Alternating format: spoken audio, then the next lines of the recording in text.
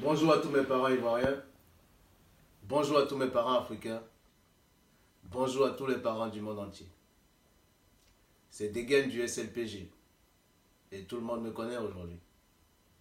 Alors moi j'ai un petit message à adresser aux Ivoiriens. J'entends par-ci par-là des gens qui continuent d'avoir des discours sur l'ivoirité. Alassane n'est pas ivoirien, je sais pas. Franchement, vous croyez que si c'était nous, notre objectif en tant que le SLPG, on allait accepter même d'ouvrir vos vidéos pour regarder? Parce qu'on n'est plus à cette époque.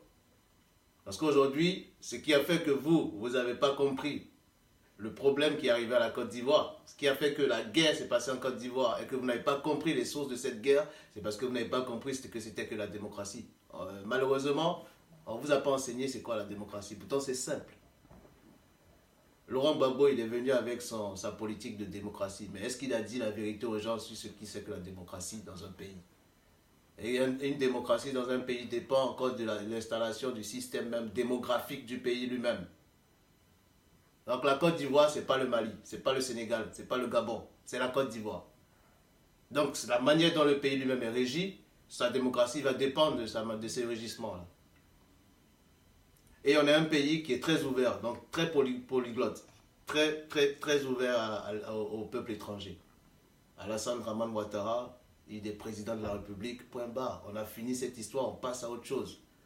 Il faut passer à autre chose, il faut apprendre à être unis et à comprendre le problème qui a fait qu'on est arrivé à ça. C'est qu'on n'a pas compris ce que c'est que la démocratie. Je vais vous expliquer la démocratie, ce que c'est, en 2 mots. La démocratie, c'est laisser le peuple décider, point barre. Voilà. Maintenant, décider de quoi? Quand on choisit dans un pays de pouvoir s'unir, de se dire, ouais, on va ouvrir les frontières, on va ouvrir les portes, on va libérer la circulation, permettre aux gens des autres pays de pouvoir venir chez nous, de s'épanouir. Eh bien, vous croyez qu'ils n'ont pas de droit? Vous croyez qu'il n'a pas le droit de dire qu'il aime ce pays à un point où il a envie d'apporter sa pierre aussi à la construction et au développement de ce pays? C'est ça la démocratie. C'est accepter cette manière de fonctionner là, qui a été très difficile pour les Occidentaux. C'est pour ça qu'ils n'ont pas réussi à vous enseigner réellement ce que c'est que la démocratie. Donc Alassane Draman, il est au pouvoir. Parce que Gbagbo lui-même, il a voulu que son fils soit un jour au pouvoir. C'est pour ça qu'il a parlé de démocratie. Est-ce que vous lui avez posé la question? Vous cherchez des solutions alors que les gens même qui ont la solution, ils sont là. Et ils sont en train de vous raconter autre chose pendant que vous attendez la solution dans leurs mains. Eh bien, ils ne vont pas vous la donner. Voilà. Heureusement, nous, on a eu la chance d'aller un peu à l'école et puis d'écouter les gens. Et puis d'essayer de comprendre, mais pourquoi on parle de ça comme ça? Et puis comment on peut considérer ça dans notre pays, la Côte d'Ivoire? Qu'est-ce que c'est que la démocratie? Passons à une autre étape. Madame Simone Gbagbo, l'heure n'est pas à la prêche. Hein? Jésus-Christ a fait son travail. Toi, fais ton travail. Rattrape le retard que ton mari a causé. Hein? Il y a trop de personnes qui ont souffert en Côte d'Ivoire. Alassane Draman Ouattara, rattrape ton retard toi aussi. Et puis explique aux gens le vrai problème de la chose. Voilà. Dites la vérité aux Ivoiriens pour que les Ivoiriens eux-mêmes comprennent que c'est pas parce que mon papa est burkinabé, malien, Robert ou je sais pas quoi, je sais pas d'où il vient, ma maman pareil, que je peux pas avoir un droit de décision. Aujourd'hui, là, qui est votre ambassadeur au Qatar? C'est pas Sarkozy? Hein? Il est Ivoirien? Là, vous prenez pas, vous sortez pas. Hein? Bon. En tout cas, moi, ce que j'ai à vous dire, c'est que vous devez vous ressaisir, chers Ivoiriens. Ressaisissez-vous. Le combat, il est très dur. Donc, apprenez déjà à savoir ce que c'est que la démocratie avant de commencer à revendiquer un droit ou quoi que ce soit. Voilà. Je vous remercie. Voilà, donc pour terminer, pour ne pas trop allonger sa vidéo, quand il a parlé du sujet d'Alassane Draman Ouattara en disant qu'il est président, c'est pas que nous acceptons qu'il soit, ou peu importe, qu'il soit aujourd'hui président de la Côte d'Ivoire. Non, nous n'acceptons pas ça. Nous n'acceptons pas ça, pourquoi? Parce que le type est venu en ramenant de la violence et le massacre dans le pays. Exactement. Il aurait pu venir autrement. Les Ivoiriens auraient accepté sûrement. S'il n'y avait pas eu les massacres, ni les guerres, ni la France derrière, qui est venue bombarder notre maison présidentielle et bombarder, massacrer les Ivoiriens.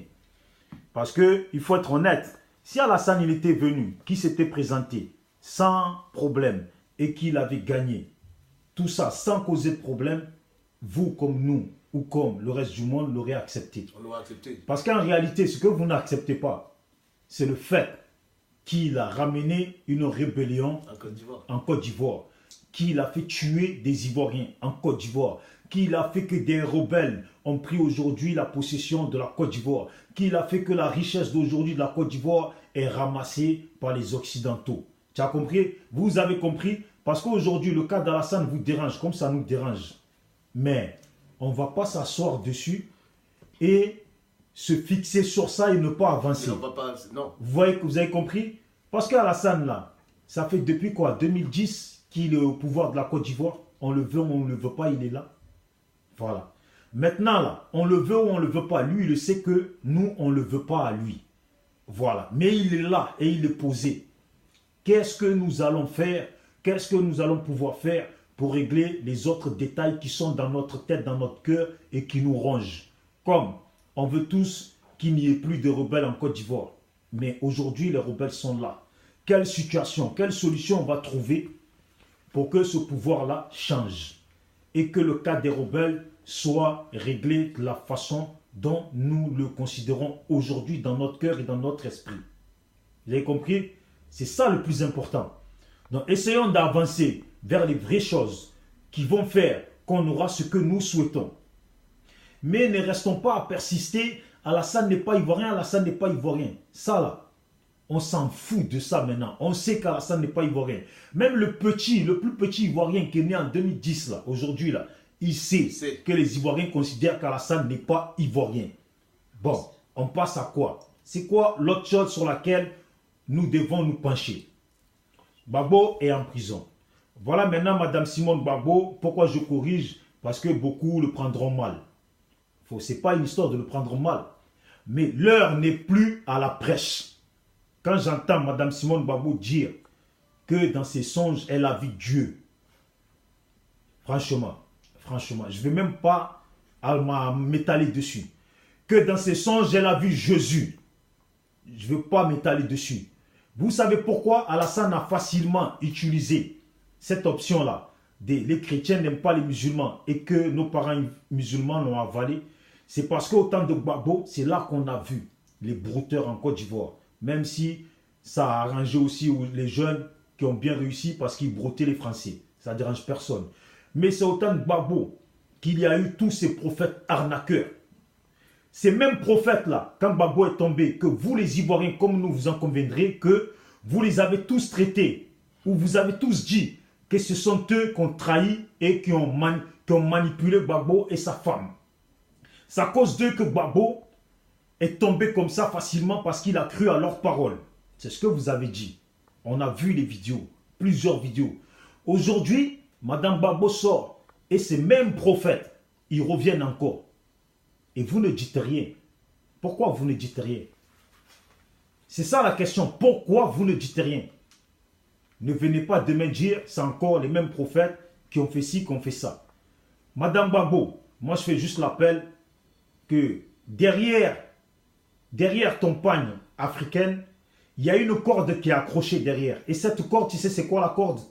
C'est la corde de tous ces prisonniers qui sont à la Maka et qui sont en prison en Côte d'Ivoire. Des gens qui sont en exil et qui souffrent dans les pays près de la Côte d'Ivoire ou plus loin.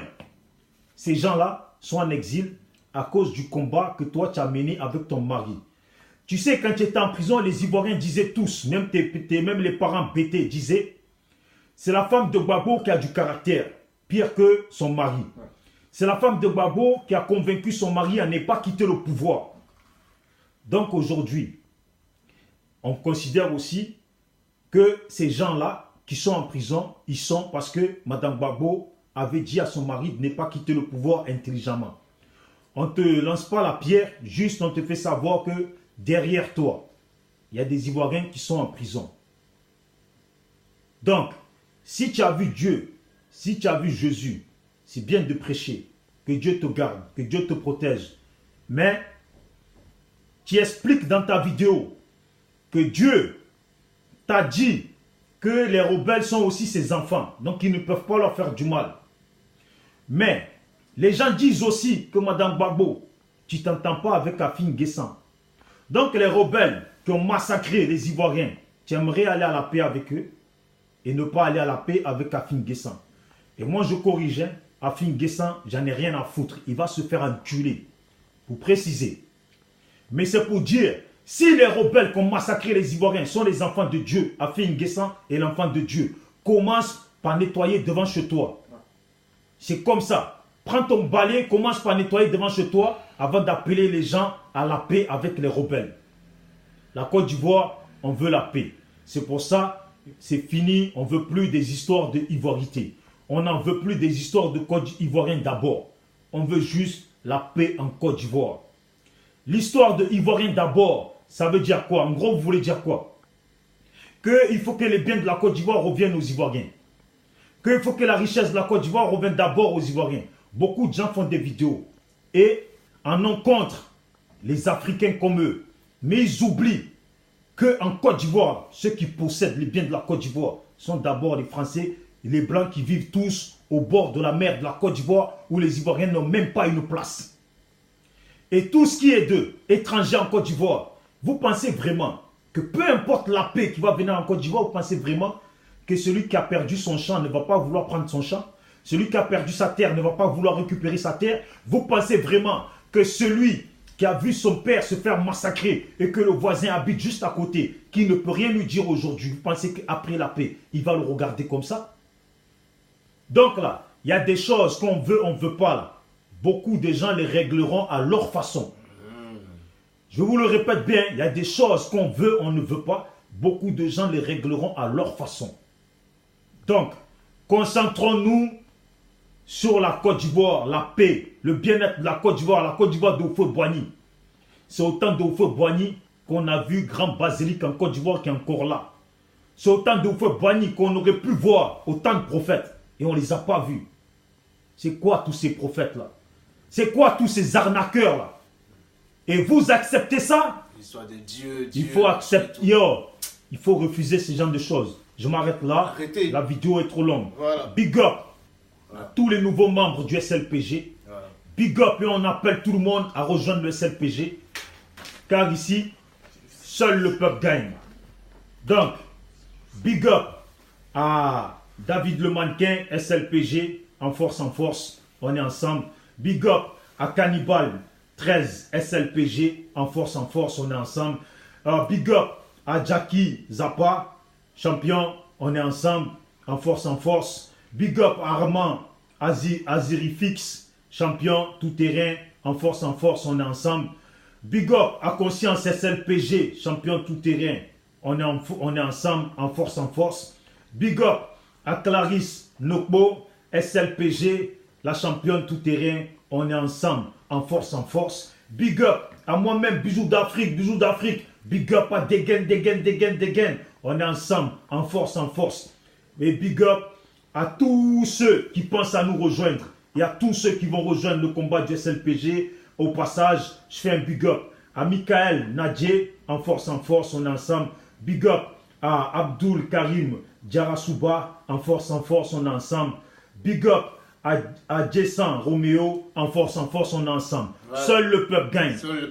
Tiens-moi à dire. Et big up à tous les 50 000 abonnés que nous avons sur nos réseaux sociaux. Nous vous remercions. Et nous vous disons qu'ensemble, nous pouvons mettre à jour notre constitution. Voilà. La démocratie dépend d'elle. Voilà. On est ensemble. Et n'oubliez pas de télécharger l'application SLPG. Parce que là-bas, on parle mieux et on est en sécurité. Voilà. En force. En force. Ciao.